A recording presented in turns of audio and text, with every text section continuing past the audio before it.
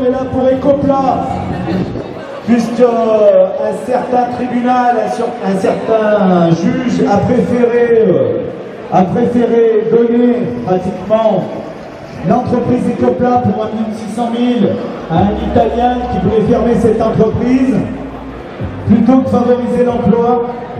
Les salariés d'Ecopla sont là pour leur dire que non, nous, on n'a pas besoin de patron, il n'y a plus besoin de dirigeants, on veut des stocks de partout. Merci à tous d'être là. Ça fait chaud au cœur de voir que vous nous soutenez. Donc on va rentrer pour ce projet, ce beau projet d'Ecopla qui va vivre. Et on va rentrer dans ce tribunal à 14h. Voilà, moi je voulais surtout remercier tous ceux qui nous accompagnent dans cette lutte. Parce qu'on est simplement une quinzaine de salariés aujourd'hui, on est parti à 25, il y en a qui ont trouvé du travail. Mais bon, on va pas les en vouloir, c'est normal, c'est un peu angoissant d'être sans travail. Nous, on va le chercher là tout à l'heure, on va le chercher, on va le trouver d'ailleurs, parce qu'on n'y va pas pour rien. Voilà, je voulais surtout remercier Patrick qui nous a reçus en 2012, on a remonté le syndicat, c'était le premier qu'on a vu de la CGT.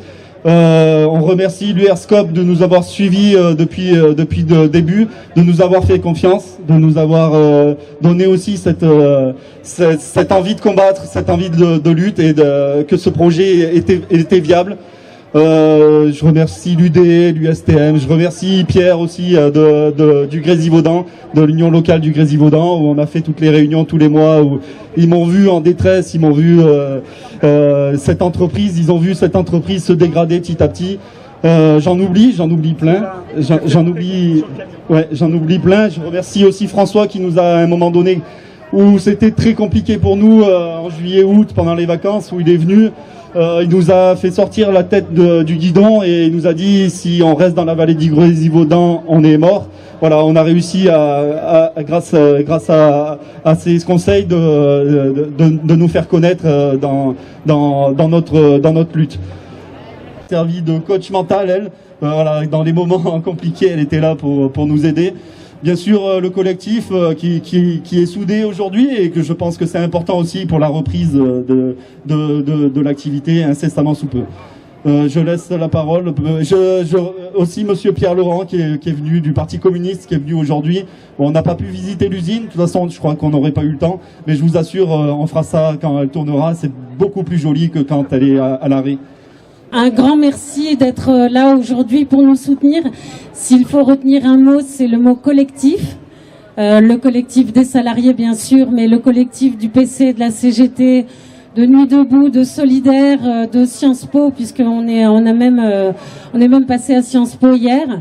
Et puis l'ensemble des élus qui nous accompagnent et qui nous soutiennent depuis le début et qui sont très engagés, très impliqués. Depuis Annie David jusqu'à Pierre Ribaud, en passant par la communauté de communes et au maire de Saint-Vincent-de-Mercus qui est présent aujourd'hui et à tous ceux qui nous accompagnent, un très très grand merci. J'espère que la justice va nous entendre. Alors, on peut s'interroger sur pourquoi il y a plusieurs prises de parole et pourquoi le syndicalisme s'intéresse à Ecopla.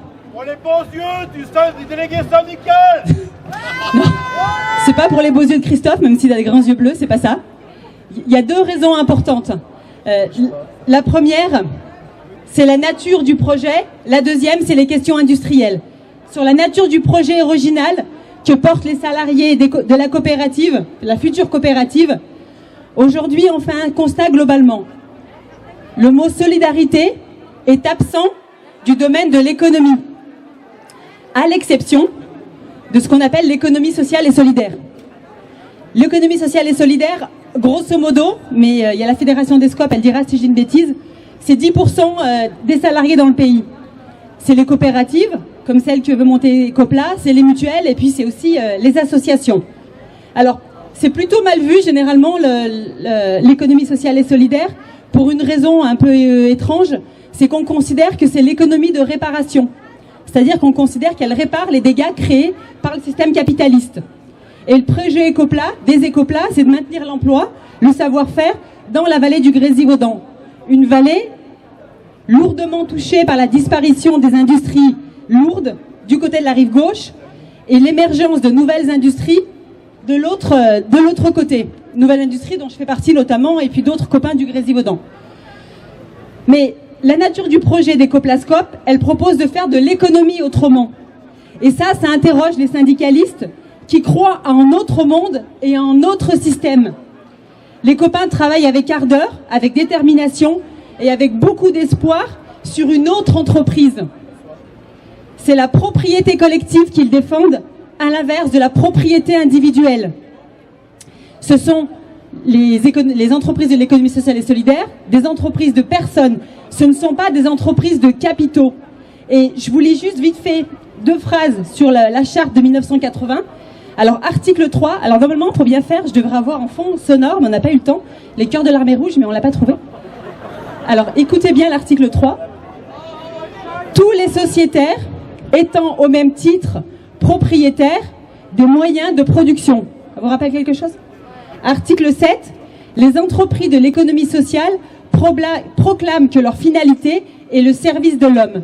Ce qui m'amène inévitablement à la question essentielle, bien évidemment, de la démocratie dans l'entreprise.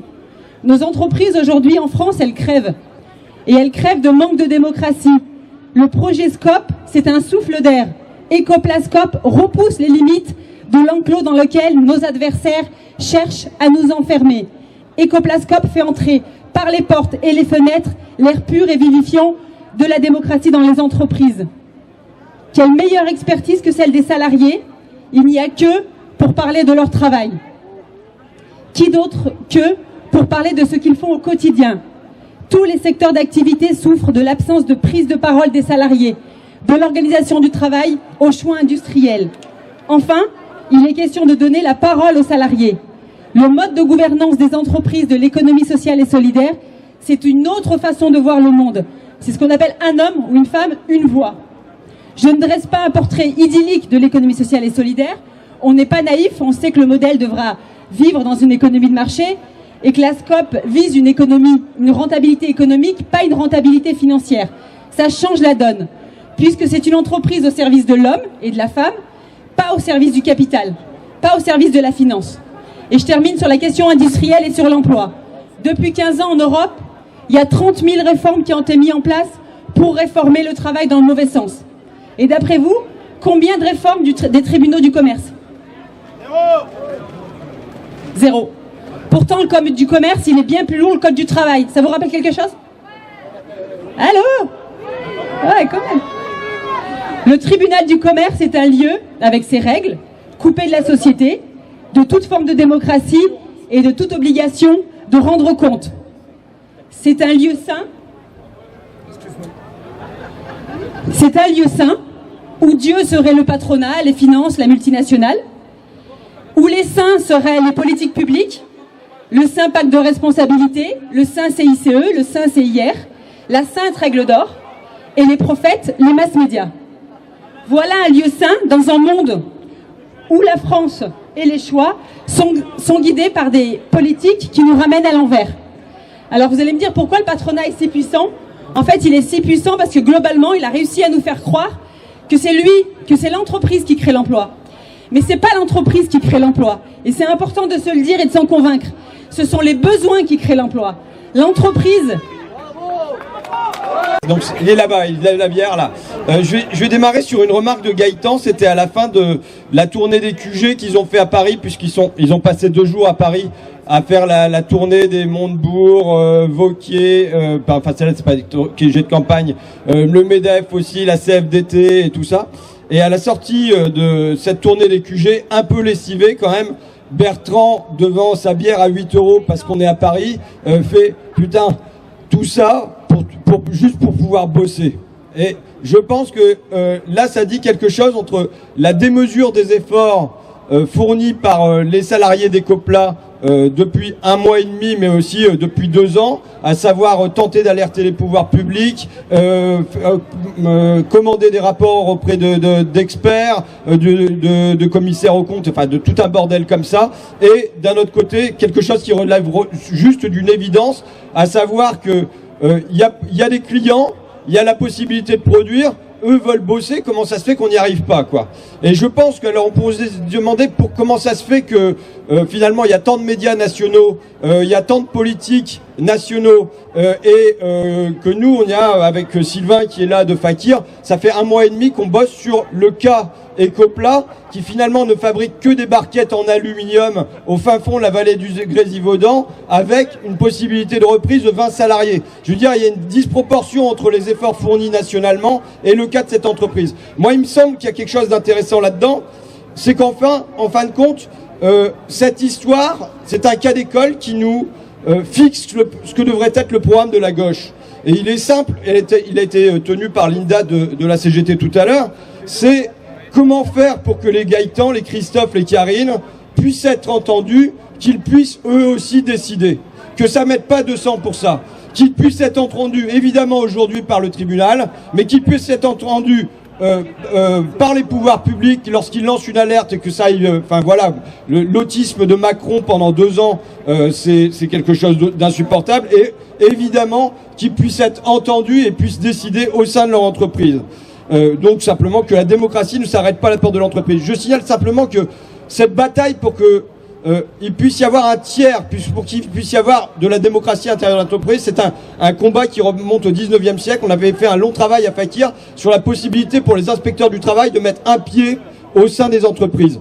Et évidemment, c'est ce que refusait le plus fortement le patronat. Il pouvait encore accepter qu'on régule le temps de travail, des choses comme ça, mais ce qui ne supporte pas, c'est qu'il y a un œil extérieur qui vienne se mettre à l'intérieur des entreprises. Et je pense que c'est là-dessus qu'on a toute une marche arrière, puisque je vois là, j'étais dans une autre société qui ferme, chez Bigard dans la Somme, où on nous dit que les élus, le maire, le député ont pas eu le droit, par exemple, d'aller mettre un pied dans l'entreprise. Ben là, je pense qu'il y a une exigence. Alors pour moi, la démocratie, c'est les salariés, mais la démocratie dans son entreprise, ça ne doit pas s'arrêter aux salariés. Il faut penser aux habitants qui habitent autour.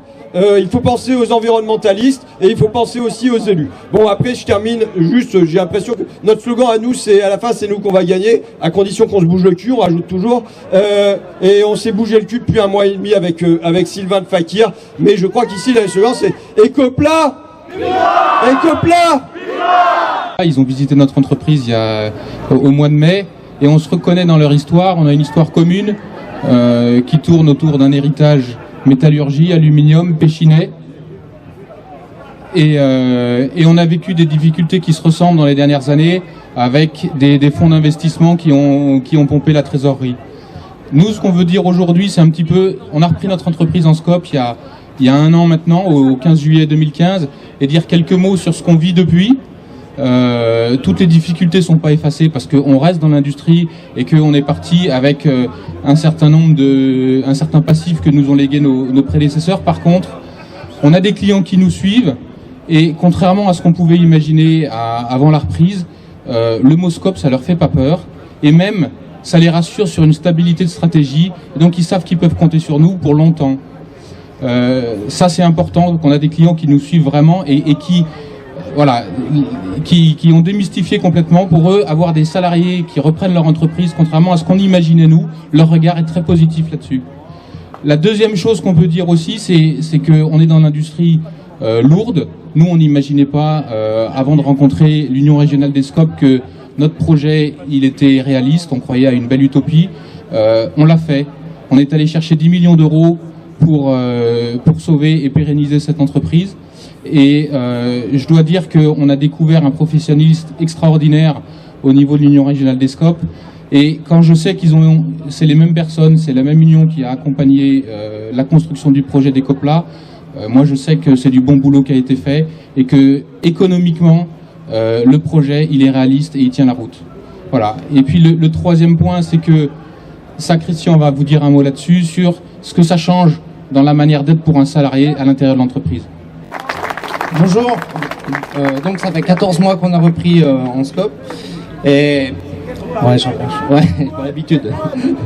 Donc c'est Alpine Aluminium, le nom d'entreprise, à Grange-Aubrier. Ouais. À côté d'Annecy, ouais. D'accord.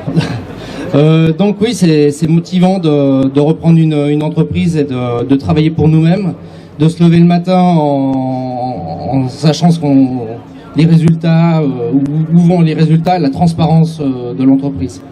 Voilà. Et les gens sont quand même plus motivés, entraînent l'entreprise, quoi, sont moteurs, quoi. Voilà. C'était très important pour moi d'être là aujourd'hui parce que c'est évidemment un jour crucial pour les salariés d'Ecopla qui mènent une lutte courageuse et exemplaire depuis des mois. C'est un rendez-vous qu'on avait pris à la Fête de l'Humanité quand on s'est croisés là-bas où ils avaient utilisé la Fête de l'Humanité pour populariser leur lutte. Donc c'était important pour moi d'être là.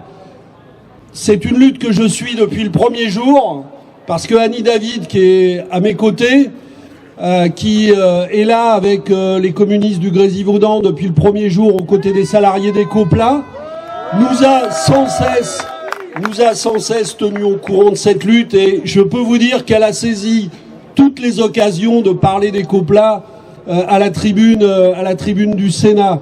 Et elle m'a beaucoup aidé effectivement à connaître le dossier et à comprendre la valeur du combat qui était mené par les salariés d'Ecopla. Moi, je résumerais ce combat d'une manière assez simple. D'un côté, il y a la finance et de l'autre côté, il y a l'humain d'abord. C'est aussi simple que ça. Leur lutte, c'est une lutte pour le bon sens, c'est la lutte de l'intérêt général. Et on espère tous de tout cœur que le tribunal va leur donner raison. Parce que, en fait, il y a dans cette affaire, comme malheureusement dans beaucoup d'autres, d'un côté des actionnaires qui ne regardent qu'une chose, la manière de ramasser du pognon sur le dos des salariés, sur le dos des contribuables. Parce qu'il faut le redire, ce qui est scandaleux dans ce dossier, comme dans beaucoup d'autres, c'est que ces actionnaires qui n'ont qu'une idée en tête, c'est de se barrer au moment où ils pourront faire aller du profit ailleurs, continuent jusqu'au dernier jour de toucher des fonds publics et jamais personne ne leur demande de rembourser ces fonds publics. Et ça fait partie du scandale du dossier Ecopla comme de beaucoup d'entreprises. Donc leur dossier, c'est le dossier qui pourra pérenniser l'emploi et qui pourra effectivement redonner de la valeur à leur travail. Et sur cette logique de la reprise en scope, moi je la soutiens à fond. Aujourd'hui, parce qu'ils ont soulevé des montagnes, il y a beaucoup de gens qui affirment leur soutien à cette lutte. Tant mieux si ça leur permet de gagner. Et ils avaient besoin de créer ce rapport de force en obligeant tout le monde à se positionner positivement sur le dossier. Et c'est peut-être ce qui va permettre au tribunal de rendre un jugement qui n'est pas celui du mois de juin, qui était une aberration. Mais nous n'avons pas la mémoire courte. Moi, je me rappelle que nous avons défendu avec Annie et avec les autres élus communistes, nous avons défendu au moment de la discussion sur la loi Hamon un article qui aurait permis le droit de préemption préférentiel pour les salariés qui veulent reprendre une entreprise en scope. Et à l'époque, le gouvernement et la droite nous ont expliqué que c'était totalement impossible. Donc puisque maintenant j'entends beaucoup de monde dire que ce serait formidable et que c'est un projet exemplaire, tant mieux que le tribunal leur donne raison, et nous on retournera au Parlement dans quelques semaines pour leur dire, alors votez cette proposition de loi que nous allons redéposer comme un article du projet de loi que nous avons déposé sur la sécurisation de l'emploi. Parce que effectivement, cette lutte, elle est formidable pour les salariés d'Ecopla et pour leur avenir, pour la vallée du Grésivaudan, qui a tant souffert de la désindustrialisation. Mais elle est exemplaire aussi pour ce combat politique, parce qu'au fond, ce qu'il faut réussir à gagner progressivement, c'est l'inversion de cette logique. Et comme ça a été dit précédemment, il faut regagner du pouvoir pour ceux qui travaillent, du pouvoir pour les salariés dans les entreprises, du pouvoir pour les salariés dans la politique. Et tout ça, on va le mener ensemble. Donc je veux dire, pour conclure, pour ne pas être long, bravo, 1000 fois bravo à la lutte des Ecopla. Ils ont mené une lutte exemplaire, ils ont soulevé des montagnes, et c'est grâce à des salariés aussi déterminés, aussi unis entre eux, aussi déterminés que des idées comme celle-là vont continuer à progresser. Il y a tous les jours des gens qui nous expliquent que c'est pas possible, que le monde ça tourne comme ça et ça peut pas tourner autrement. Nous en sommes persuadés. Le monde il marche sur la tête et il faut que les idées que portent les Ecopla comme d'autres, eh bien elles reprennent le pouvoir dans ce pays, et le plus tôt sera le mieux. On lâche rien, on lâche rien, on lâche rien. on lâche rien, on lâche rien, on lâche rien, on lâche rien, on lâche rien, on lâche rien, on lâche rien, on lâche rien.